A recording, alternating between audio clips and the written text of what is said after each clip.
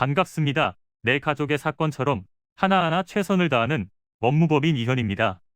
누구나 법적 문제가 생기면 심적으로나 경제적으로 큰 부담을 갖게 됩니다. 혼자서 해결해 보려 하겠지만 만족스러운 결과를 이끌어내기가 쉽지 않죠. 여러분의 정신적인 고통, 금전적인 어려움을 이해하며 이현의 법률 상담 시스템을 통해 도움을 드리고 있습니다. 의뢰인의 문제는 하나의 사건이 아니라 한 사람의 삶이라는 마음으로 면밀하게 분석하여 해결의 실마리를 찾아드리겠습니다. 자, 그럼 오늘의 주제인 민사소송 취하에 대하여 함께 알아볼까요? 민사소송은 시간과 비용적 측면에서 많은 부담이 생길 수 있습니다. 다양한 서류를 마련해야 하며 증인, 특별요금, 지급비용, 임지대 및 송달료 등 각종 비용을 감당해야 하는데요. 패소하게 되면 해당 비용을 모두 부담해야 할 수 있습니다. 민사소송법에 의하면 민사소송 취하는 판결이 확정될 때까지 전부 혹은 일부를 할 수 있습니다. 취하를 하게 되면 책임 소재가 달라질 수 있기 때문에 주의해야 하는 상황을 확인한 후 선택해야 합니다. 크게 세 가지를 언급할 수 있는데요.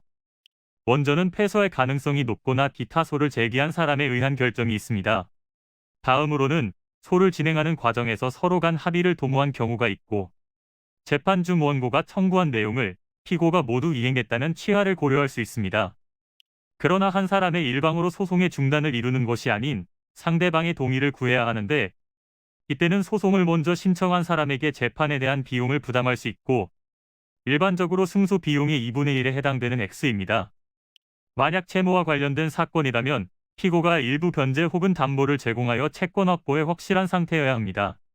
판결이 나지 않은 상황에서 취하한다면 집행권원의 확보가 어려워 채권자가 어떠한 강제력도 행사하지 못하기 때문입니다.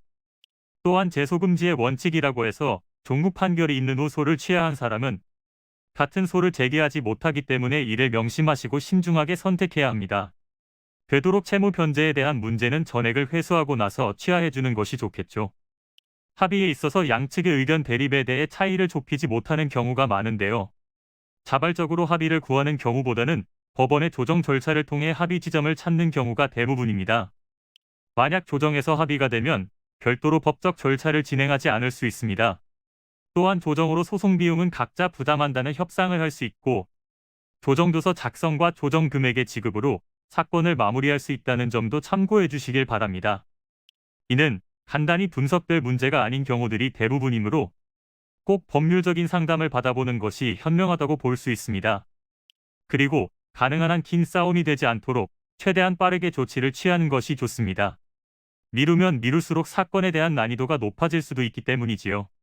가벼운 병도 방치를 하면 상당히 무거운 병이 되듯이 이 또한 역시 사전에 바로잡으셔야만 간단한 조치로도 해결할 수 있는 가능성이 높아지는 것입니다. 여러분이 골머리를 앓고 계신 그 사안, 저희 법무법인 이현에게 알려주세요. 이현의 법률 상담 시스템을 통해 든든한 지원군이 되어드리겠습니다.